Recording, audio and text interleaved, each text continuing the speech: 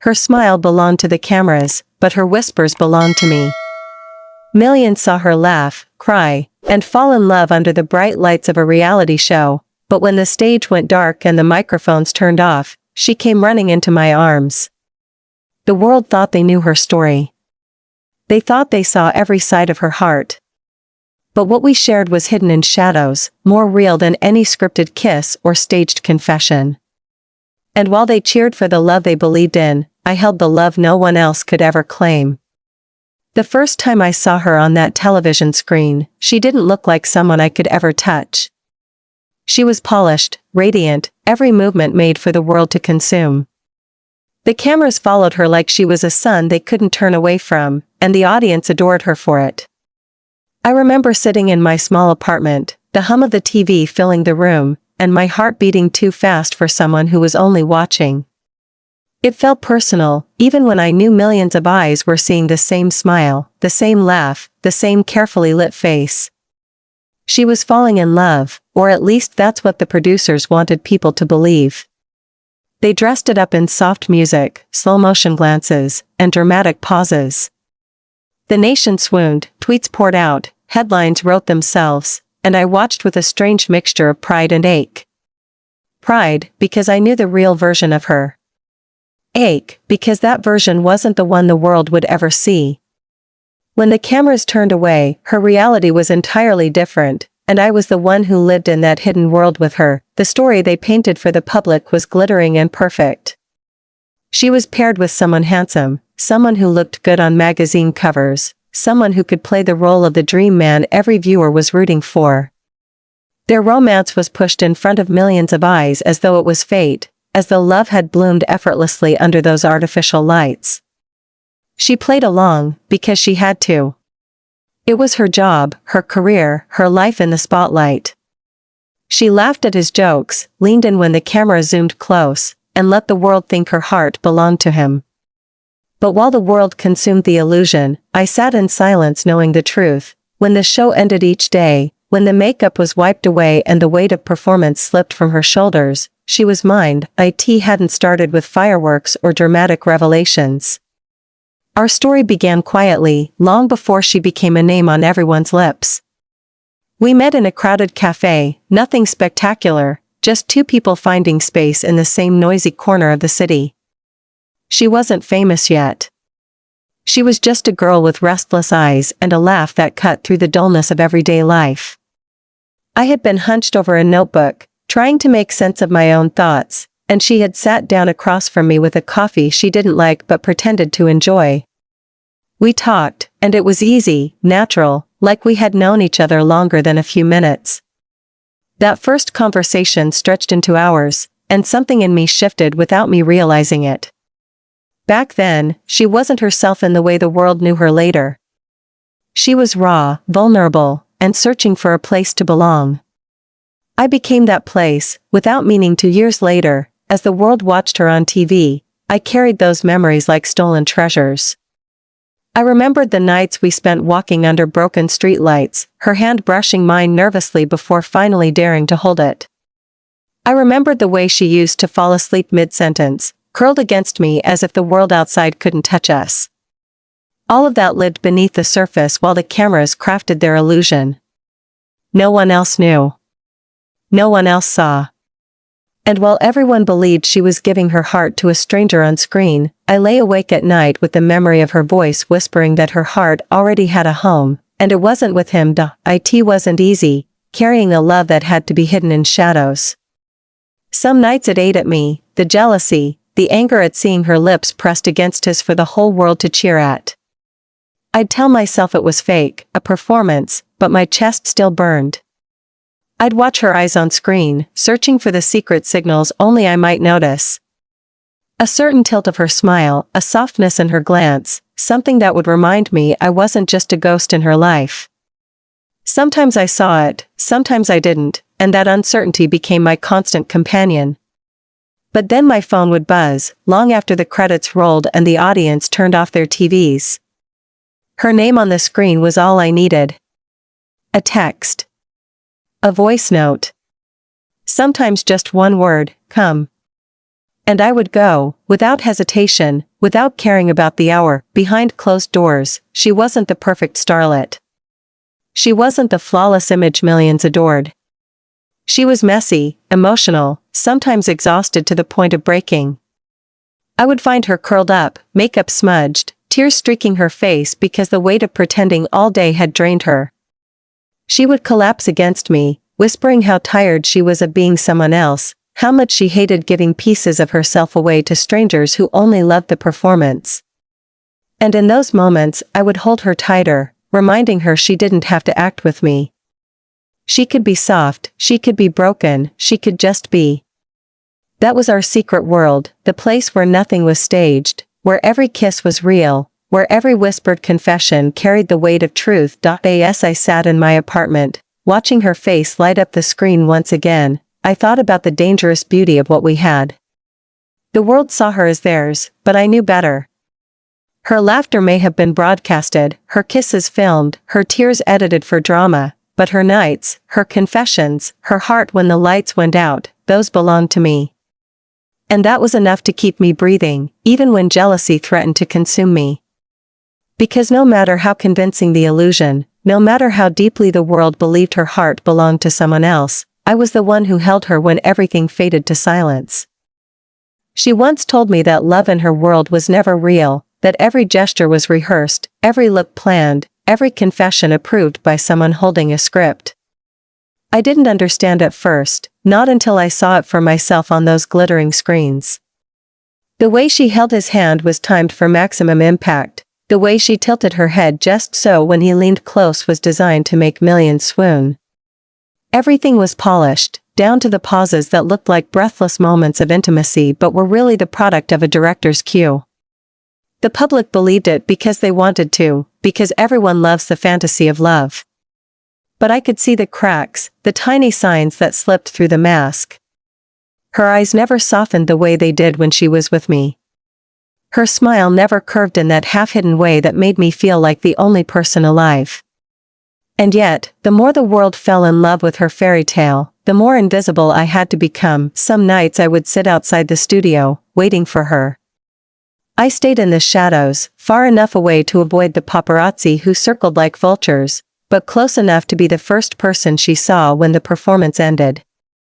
She would slide into my car, her body sagging with exhaustion, her perfume still carrying the remnants of the stage. For a few moments, she would stare out the window in silence, almost as if she needed to peel off the persona she had worn all day. And then, slowly, her hand would reach for mine. It was never dramatic, never hurried.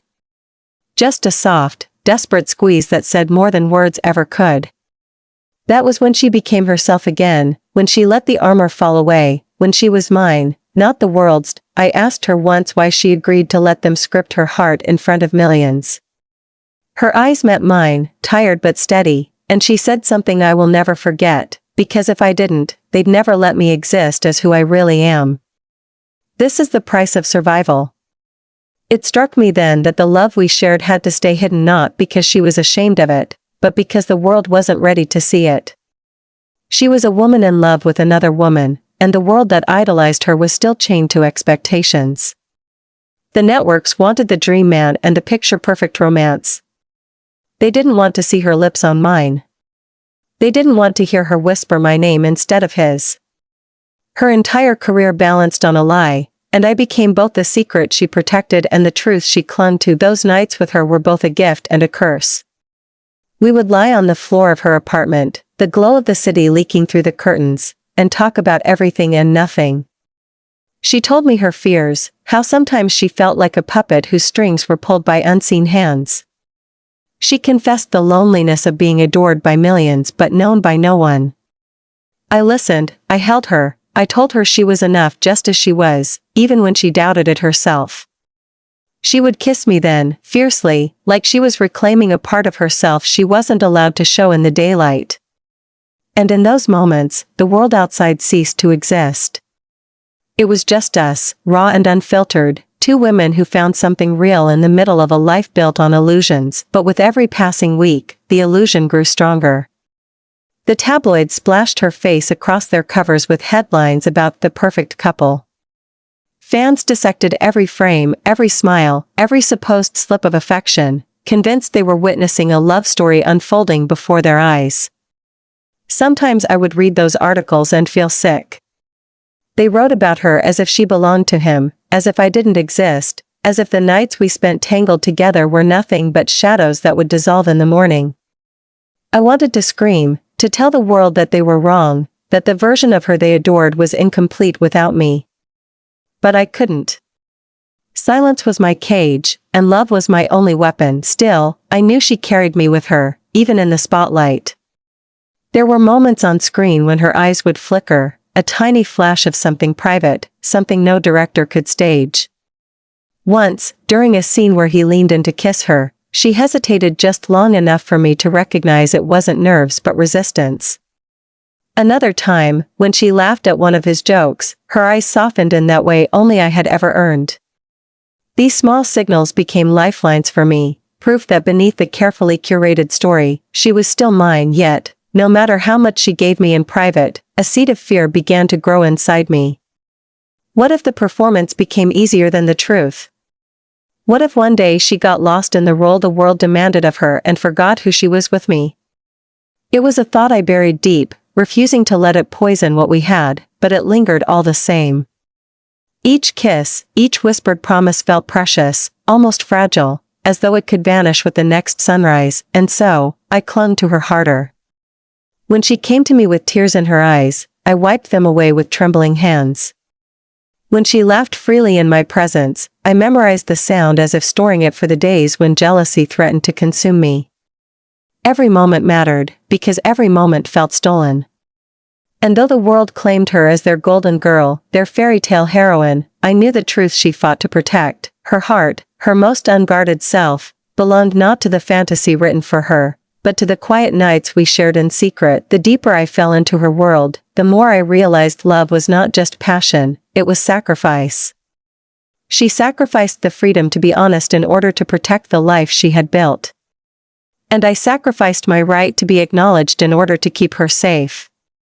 It was an unspoken agreement, a bond forged not just from desire but from survival. And though it hurt, though it cut deeper than I sometimes admitted, I chose it again and again. Because even in the shadows, even in secrecy, I would rather have a piece of her than live without her at all. There were nights when the silence between us spoke louder than words. She would come to me after a long day on set, her body exhausted, her spirit frayed, and she would collapse into my arms without saying anything at all.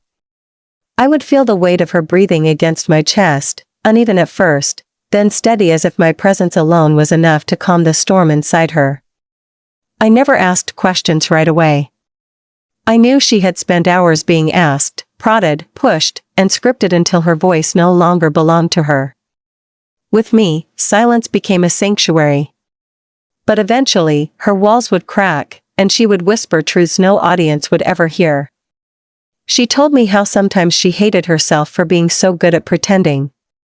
She hated how convincing her smiles were, how easily she let the world believe in something that wasn't real. "They don't want me," she said once, her voice trembling, "they want the idea of me. They want the girl who falls for him, who plays the perfect role. And I give it to them, because that's what keeps me here." I wanted to tell her that she didn't have to give them anything, that she could walk away, that love wasn't supposed to feel like a performance. But I swallowed those words, because I knew how much she had sacrificed to reach this place. Fame wasn't something she stumbled into, it was something she clawed her way toward, through rejection, through endless battles that I only learned about in fragments. She wasn't ready to let it go, and I wasn't cruel enough to ask her to. So instead, I became the one who held her when the camera stopped rolling. I became the safe space where she could breathe without makeup, without spotlights, without pressure. It wasn't always easy. Some days, I felt like a ghost, invisible while the world painted her into a fantasy that didn't include me. But every time she touched me with trembling hands and whispered that I was the only real thing in her life, the doubt faded just enough for me to stay. The tension between what the world wanted from her and what she wanted for herself grew heavier with each passing week. The producers fed the illusion relentlessly. They orchestrated romantic dates, crafted moments meant to make the audience's hearts flutter, and edited every scene to paint the perfect picture. Sometimes she would laugh bitterly while describing it to me afterward. "They even tell me when to look at him," she said once, shaking her head as she kicked off her heels in frustration. "They tell me how long to hold the gaze. They tell me when to smile, when to pause, when to pretend I'm nervous. I don't even know if people are falling in love with me or with the version of me they built." I listened, biting back my anger, because I could see how deeply it wounded her to live inside a lie she couldn't escape. But even as she suffered, there were moments that shone like fragile jewels in the darkness. I remember one night in particular, when she invited me to her apartment after a long shoot. She didn't say much when I arrived, just pulled me into the bedroom and held me as though her life depended on it. We stayed like that for hours, bodies pressed close, the world outside forgotten.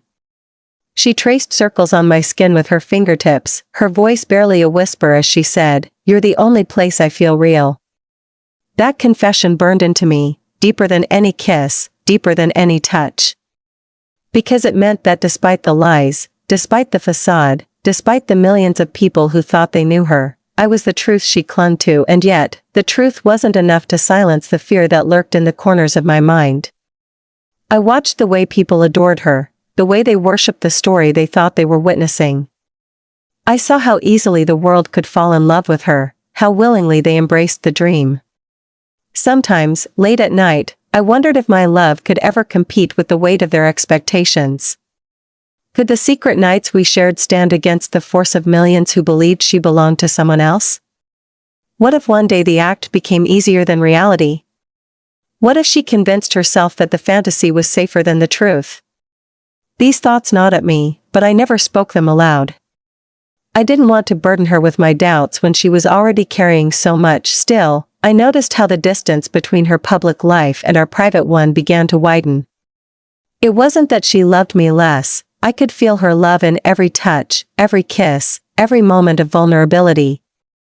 But the time we had together became shorter, squeezed between rehearsed dates and carefully planned media appearances. Sometimes, days would pass before I saw her, and my phone would buzz with rushed messages instead of her voice. "Miss you. Wish I was there. Soon." Those words kept me afloat, but they also reminded me of how little control I had. My world revolved around waiting, waiting for her to finish pretending, waiting for her to come home, waiting for scraps of time that were ours and ours alone. And yet, even with the waiting, even with the jealousy and the ache of invisibility, I couldn't walk away. Because when she was with me, when the weight of her world melted away and she was just a woman in love, everything else disappeared. Her laughter filled the spaces of my apartment like sunlight, her touch erased every doubt, and her words stitched together the wounds that her public life inflicted on me. She was worth the pain, worth the secrecy, worth every hidden moment. I told myself that as long as I could hold her, even in shadows, it was enough, but somewhere deep inside, I knew the truth. A love that lives in the dark can only stay hidden for so long before it begins to suffocate. And though neither of us dared to say it, the question lingered between us like an unspoken promise and an unspoken threat. How long could we keep living in two different worlds before one of them destroyed us? The night she finally broke in front of me was the night I realized just how much weight she had been carrying alone. She came to me straight from the studio, her makeup still on, her dress too perfect, her hair curled in waves the audience would call flawless. But when she walked into my apartment, her heels in her hand and her eyes glassy, I knew something had cracked. She didn't speak. She didn't even try to smile. She just walked straight into my arms and held on like she was drowning. I wrapped her up, feeling the tremble in her body, the uneven rhythm of her breath, and I knew this was no ordinary exhaustion. This was her soul begging for release. Slowly, carefully, I pulled her onto the couch, my arms never leaving her as she buried her face into my chest. Her body shook with silent sobs, the kind that tore through her without sound because she had spent too long pretending she was fine. When she finally spoke, her voice was so raw it cut into me. "I don't know who I am anymore," she whispered, clutching me as though I could anchor her to herself. I wake up every day and become someone they want me to be, someone who isn't me, someone I don't even recognize.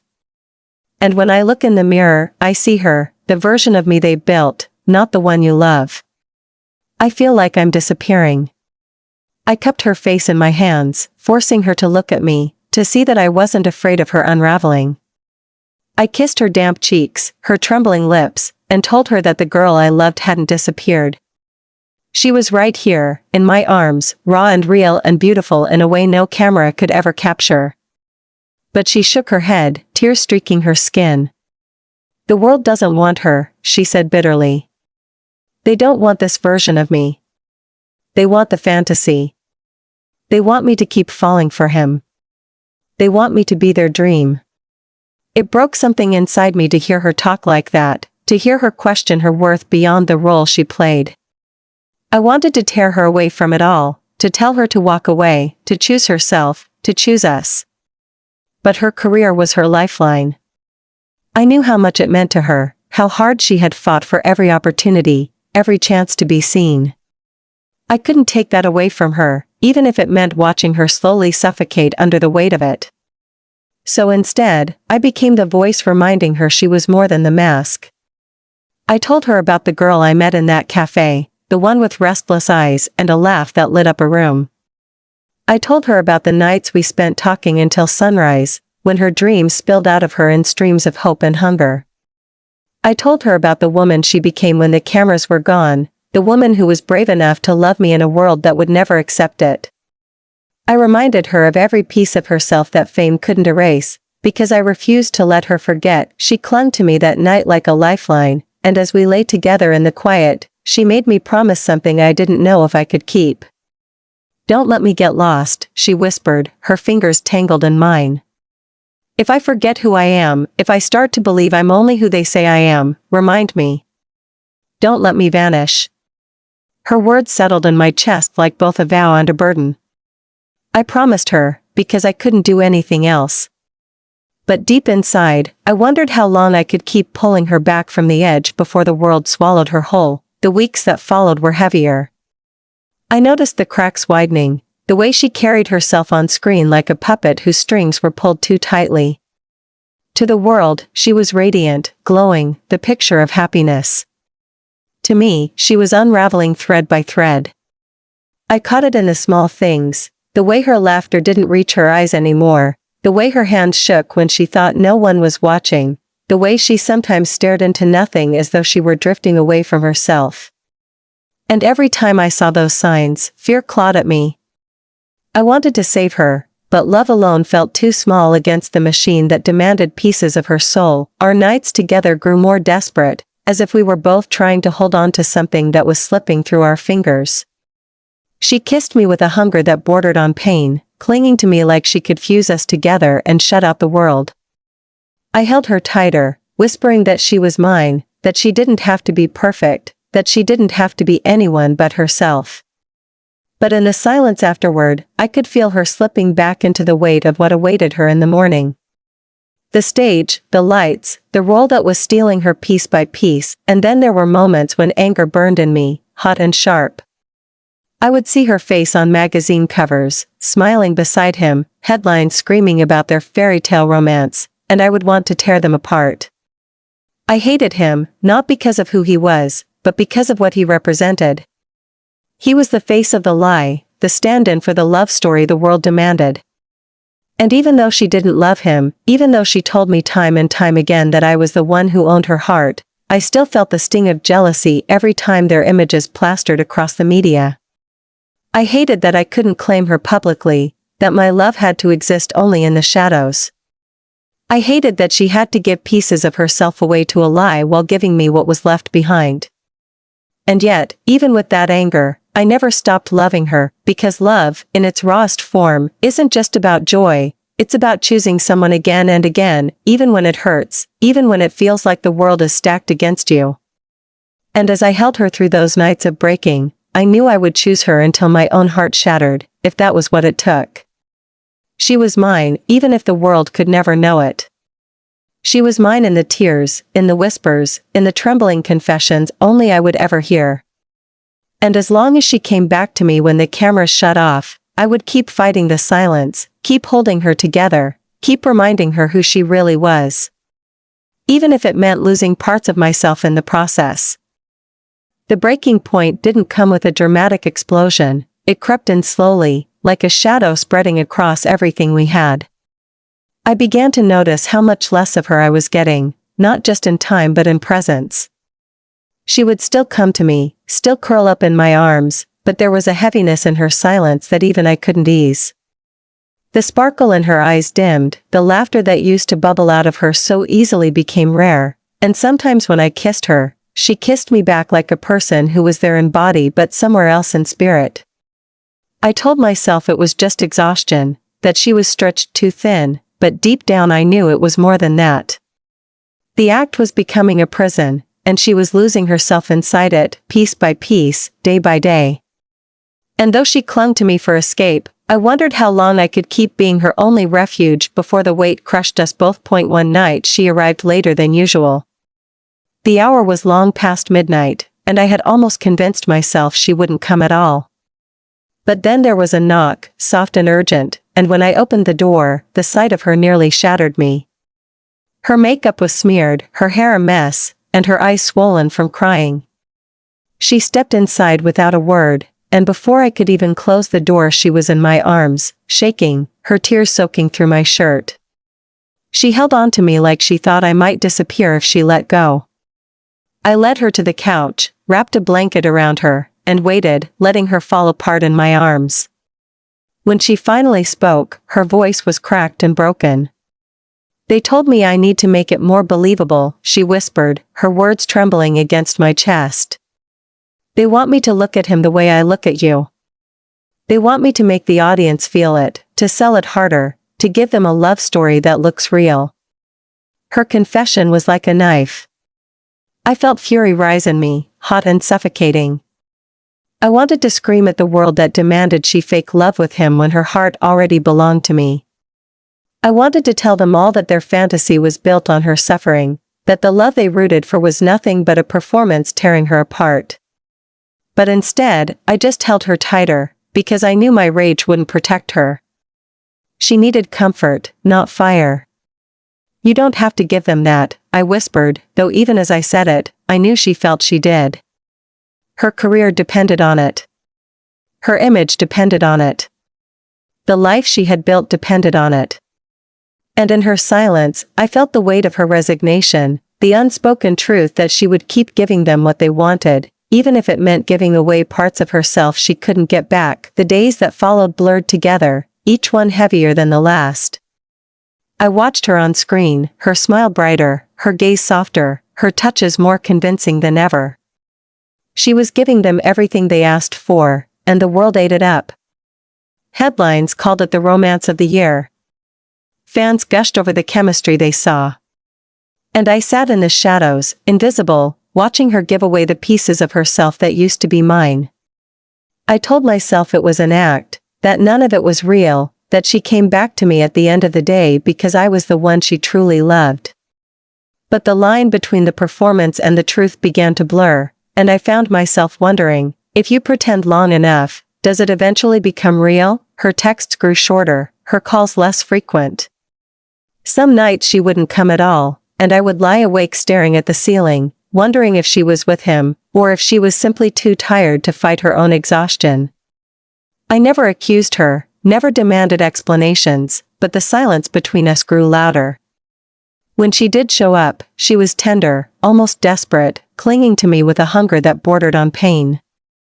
She would kiss me until my lips were bruised, her hands trembling as if she was trying to hold on to something slipping through her fingers. And afterward, she would look at me with eyes full of guilt, whispering apologies I never asked for. I told her she had nothing to be sorry for, but she never believed me. The guilt lived inside her, festering, and there was nothing I could do to pull it out. I began to notice the changes in myself too. Jealousy crept into my bones like poison, no matter how hard I tried to fight it. I would see pictures of her with him plastered across social media, her face glowing, his arm around her waist, and even though I knew it was staged, my chest burned with a pain I couldn't silence. I hated that he got to stand beside her in the light while I was hidden in the shadows. I hated that the world celebrated their love while ours had to be whispered in secret. I hated that the very thing that made her famous was the same thing that was breaking us. And yet, despite all that hate, my love for her never lessened. It only deepened, twisted by pain but still unshakable. I loved her enough to suffer for her, and some nights I wondered if that made me strong or just foolish. She noticed it too. One evening, as we lay tangled in each other's arms, she brushed her fingers over my face and said softly, "You're hurting because of me." I shook my head, denying it, but she didn't believe me. Her eyes glistened with tears as she whispered, "I don't deserve you. I don't deserve the way you love me when all I give you is pain." I silenced her with a kiss, because I couldn't bear to hear her diminish herself like that. But in my heart, I knew she wasn't entirely wrong. I was hurting, deeply, and I was choosing to hurt because letting her go was unthinkable, and so, we kept going, two souls trapped between love and lies, fighting to hold on to each other while the world tried to pull us apart. Every night she spent with me was a rebellion against the role she was forced to play. Every kiss was a promise that we still belonged to each other, even if no one else knew. But beneath the passion, beneath the whispered confessions, beneath the desperate clinging, I felt the truth pressing in. We couldn't live like this forever. Something would have to give. Either the world would take her from me completely, or she would have to choose whether to keep playing their game or finally fight for us. And as much as I tried to ignore it, I knew that the moment of choice was coming, and it would change everything. The shift between us was almost invisible at first, like a crack in glass that only widened with time. She still came to me, still whispered that I was her only truth, but something in her was changing. I could see it in her eyes, a kind of distance that hadn't been there before. She was growing used to the performance, too used, and it terrified me. The way she smiled on screen, the way she leaned into him, the way her hand lingered just a little longer than it used to, it was all part of the act, I knew that. But when I watched her, it didn't feel like an act anymore. It felt too smooth, too practiced, too natural. And each time I saw it, the question I'd been burying clawed back to the surface: could pretending for too long make her forget the difference between the lie and the truth? One night I confronted her without meaning to. She had come to me after another long shoot, her shoulders heavy with exhaustion. I kissed her, and she kissed me back, but when she pulled away, I caught a look in her eyes I couldn't ignore. It wasn't emptiness, it was hesitation. My voice came out sharper than I intended. "Do you ever feel like you're losing us in all of this?" She froze, her lips parting, her gaze darting away. For a long moment, silence hung heavy between us. Finally, she whispered, "Sometimes I don't know who I am with him, with them, with all of it. But with you, I know who I want to be. Don't make me choose right now. Please." Her plea pierced me. I wanted to press, to demand the reassurance I craved, but I couldn't. She looked so fragile, like a single wrong word might shatter her. So I pulled her close again, burying my doubts in her warmth. Even as they burned inside me, our love began to feel like stolen hours in a world determined to keep us apart. Every time she slipped into my apartment, it felt like both a victory and a countdown. She would shed the polished version of herself like a skin, crawling into bed beside me, her head resting on my chest. We would talk about small things, memories, jokes, dreams she never dared to speak in public. Those nights were ours, but they were too short, too fleeting. Morning always came too quickly, and with it, the reality of who she had to be for everyone else. I hated mornings. They felt like thieves that took her away from me over and over again, and yet, no matter how much I loved her, the jealousy inside me grew sharper. It wasn't just about him anymore, it was about the entire world. The millions of fans who cheered for their romance, the magazines that called them the perfect couple, the reporters who gushed about how lucky she was to have him. They didn't know me. They didn't know us. To them, I didn't exist, and it killed me that the version of her they celebrated wasn't the one who wept in my arms at night. I wanted to scream it at them all, "She's mine, she belongs to me, you don't see the truth." But my silence was part of the pact we lived by, and breaking it meant risking everything she had worked for. So I swallowed it, night after night, until it tasted like poison. She noticed the changes in me, just as I noticed them in her. One evening, while we lay together in the half-dark of my room, she touched my face and asked quietly, "Are you starting to hate me?" My chest tightened, because it was the last thing I wanted her to think. "No," I said firmly, but the truth was more complicated. I didn't hate her. I hated the world that forced her into this lie. I hated the role she was trapped in. I hated the silence that bound us. But sometimes, when the jealousy grew too sharp, I hated how easily she played the part they demanded of her. I hated how convincing she was at giving herself to someone who wasn't me. I hated how powerless I felt to stop it.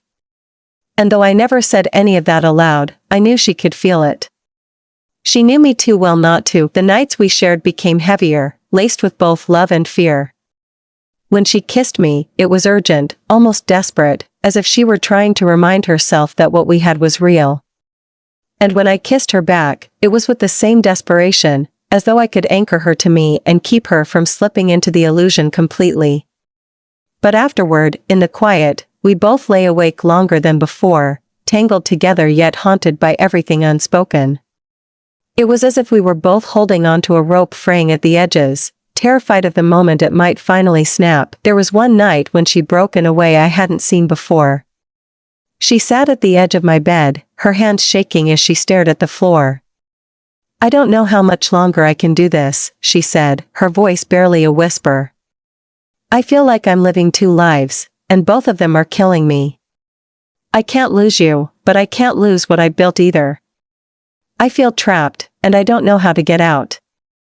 I sat beside her, taking her hands in mine, and for the first time I admitted my own truth. "I'm scared too," I said. "I'm scared that one day you'll forget what's real. I'm scared that one day, I'll lose you to the role they've written for you." She turned to me then, her eyes shining with tears, and pressed her forehead against mine. "You won't," she whispered. "You're the only part of me that feels real. I can't survive without that." Her words soothed me for a moment, but deep down, I knew promises made in desperation weren't enough to silence the storm building between us. We were both fighting battles that couldn't be won with whispers and late-night confessions. And though our love burned fiercely in the shadows, the world outside grew louder, hungrier, more demanding. The line between the performance and the truth blurred further every day, and I could feel it pulling her away from me, no matter how tightly I held on. And the terrifying truth settled in me like a weight I couldn't shake. Love, no matter how strong, might not be enough to save us if the world refused to let us exist. The silence between us had grown so thick it felt like another presence in the room. It lingered at the edges of our laughter, in the pauses of our conversations, in the way she sometimes reached for my hand but pulled back before touching me. We still had nights together, but they no longer carried the same warmth. Instead, there was tension, like we were both afraid of saying the wrong thing and shattering the fragile thread that held us. I could feel her slipping, not because she wanted to leave me, but because the world was dragging her away. Each headline, each staged kiss, each carefully crafted scene only pulled her deeper into something that wasn't us. And the more she gave to them, the more I feared there would be nothing left for me. I tried to hold on by reminding her of who we were when no one was watching. I would tell her stories of our first nights together, the way she laughed so freely when she wasn't thinking of anyone else, the way her face softened when she said my name. Sometimes she smiled, sometimes she cried, but always she seemed distant, like my words were trying to reach her through a fog. I wanted to shake her, to remind her that what we had was real and worth fighting for, but she was exhausted, and I didn't want to add to her pain. So instead, I held her when she cried, I kissed her when she was silent, and I prayed that love would be enough to bring her back to me. The pressure around her only grew. The show wasn't just entertainment anymore, it had become a cultural obsession. Everyone had an opinion about her relationship with him, and every opinion cut me deeper. Fans posted endless messages about how perfect they were together, how much they believed in their love story. Interviews with her and him were everywhere, each one another dagger in my chest. I told myself it was all fake, but when I saw her smiling so convincingly, my heart clenched with doubt. What if she was starting to believe it too? What if pretending had become easier than fighting for what we had in secret? That thought haunted me more than anything else. It all came to a breaking point one night when she came to me after filming. Her makeup was smudged, her dress wrinkled, and she looked so small, so worn down, that my anger melted into worry. She sat on the floor instead of the bed, her knees pulled to her chest, and for a long time she didn't speak. When she finally did, her voice was trembling. "I don't know who I am anymore," she whispered. "I'm living a life that isn't mine, and I'm afraid I'm losing the only piece of myself that is real, you." Her confession cut through me. I knelt beside her, took her face in my hands, and told her she could never lose me, not as long as she still wanted me. But the way she looked at me then wasn't filled with certainty. It was filled with fear, as if she wasn't sure she could keep holding on. That night, our love felt both stronger and more fragile than ever. We clung to each other with a desperation that bordered on painful. Every kiss was longer, every touch deeper, as though we were trying to carve each other into our skin so that no amount of lies or cameras could erase us. She whispered over and over that she loved me, that I was her truth, and I whispered it back, even though some part of me wondered if love could withstand the weight of the world pressing down on us. We made love like it was the last time, like tomorrow might tear us apart, and afterward we lay together in silence, listening to the rhythm of our breaths, terrified to speak of what the future might hold. But even in that closeness, a storm was building inside me. I couldn't keep living like a ghost, hiding in the shadows of her public life. I couldn't keep watching the world claim her while I was forced to pretend I didn't exist. Every time I saw her with him, smiling, laughing, being the version of herself they demanded, I felt myself breaking a little more. I loved her, but love alone wasn't enough to erase the loneliness of being invisible. And yet, every time I thought about leaving, the thought of losing her shattered me completely. I was trapped between pain and devastation, with no escape. She must have felt it too, because her eyes searched mine more often, as though she was looking for signs that I was slipping away. Sometimes she would grab my hand and hold it so tightly it almost hurt, as if to anchor me, as if to say without words, "Don't let go." And I didn't. No matter how heavy it got, no matter how much it hurt, I couldn't let go of her. She was too much a part of me, too woven into the fabric of my soul. The thought of life without her was unbearable, even if life with her was tearing me apart. Still, the cracks kept widening. We both knew we couldn't keep living in this half-world forever. We couldn't keep pretending the weight of secrecy wouldn't eventually crush us. But neither of us had the courage to face what came next. So we stayed, suspended in a fragile balance of love and despair, both of us too afraid to let go, both of us too afraid to admit that the storm closing in on us was one we might not survive. The end didn't arrive like an explosion, it crept in quietly, disguised as another ordinary night. She came to me the way she always did, her hood pulled low, her footsteps soft against the hallway, the weight of the world clinging to her shoulders. But when she stepped inside, I knew something had shifted. Her eyes, usually so quick to soften when they met mine, carried a heaviness that no embrace could ease. She hugged me tighter than usual, like she was trying to memorize the feel of me, and in that moment my heart sank, because I understood what she couldn't yet say. This wasn't just another night together, it was the beginning of the end of everything we had been fighting to hold on to. We sat on the edge of my bed, neither of us speaking at first. The silence stretched between us, raw and aching, until finally she broke it.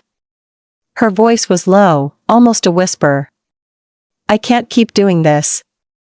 The words pierced through me like glass. I wanted to argue, to demand she take them back, but the look on her face stopped me. Her eyes were brimming with unshed tears, her lips trembling as though each word cost her a piece of herself. "I love you," she continued, clutching my hands as though they were her last lifeline. "You are the only part of my life that feels real. But they own me. Every contract, every headline, every scene, I'm drowning in it, and I can't drag you down with me anymore. You deserve to be free of this." Hearing her say it shattered me. My chest tightened, my throat burned, and 1,000 protests clawed their way up inside me. But when I looked at her, I didn't see betrayal, I saw someone who was breaking apart, torn between love and survival. I pressed my forehead against hers, my tears mixing with hers, and whispered that I didn't want freedom if it meant losing her. I told her I would rather suffer every lie, every hidden night, than wake up without her. She sobbed then, her whole body shaking, and I held her as tightly as I could, as though I could will her to stay. But deep down, I knew it was slipping out of my hands. That night we loved each other like it was the last time, because we both knew it was. Every kiss was desperate, every touch a plea, every whispered "I love you" a farewell in disguise. We tried to capture forever in those hours, to carve our love into something unbreakable even as the world outside demanded its end. I memorized the curve of her body against mine, the sound of her laughter between tears, the warmth of her skin beneath my hands, because I knew when the sun rose, I might never have them again. We clung to each other until dawn painted the sky, and when the first light crept into the room, she pulled away with a trembling breath. She stood by the door for a long time, her hand resting on the knob, her back turned to me. I wanted to run to her, to beg her not to leave, to promise that we could find a way. But I stayed frozen, because I knew that asking her to choose me meant asking her to destroy everything she had built. Finally, she turned, her face streaked with tears, and whispered, "You are my home, but I can't come back here anymore." And then she was gone. The door closed softly, but the silence that followed was louder than any slam. Days turned into weeks, and I didn't see her again. The world outside still worshipped the image of her and him, still called them perfect, still fed on the lie that had stolen her from me. I watched from the shadows as she smiled for cameras, her laughter filling interviews, her hand always resting in his. To everyone else, she looked radiant, like a woman who had found everything she ever wanted. But I knew better. In the rare moments when I caught glimpses of her eyes on screen, I saw the same sadness that haunted me. It was a look only I would recognize, because it was the reflection of my OWN.AT night. I lay awake replaying our moments together, every touch, every whispered secret, every time she told me she loved me. I clung to those memories like lifelines, because they were all I had left.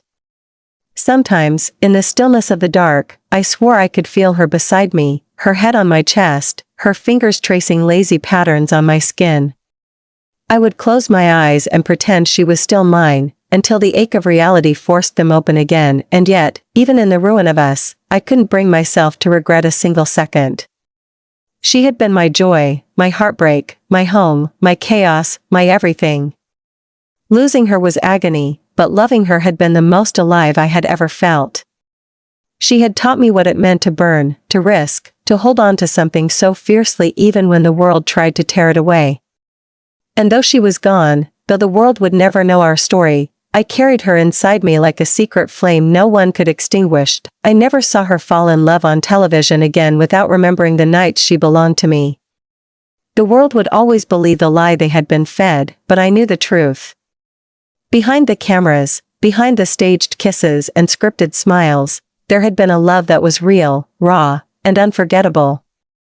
It might have been stolen from the world, but it lived on in me, in the quiet ache of remembering her, in the way my heart still beat her name. And though she was no longer mine to hold, she would always be mine in the places that mattered most, in the shadows, in the silence, in the story no one else would ever hear.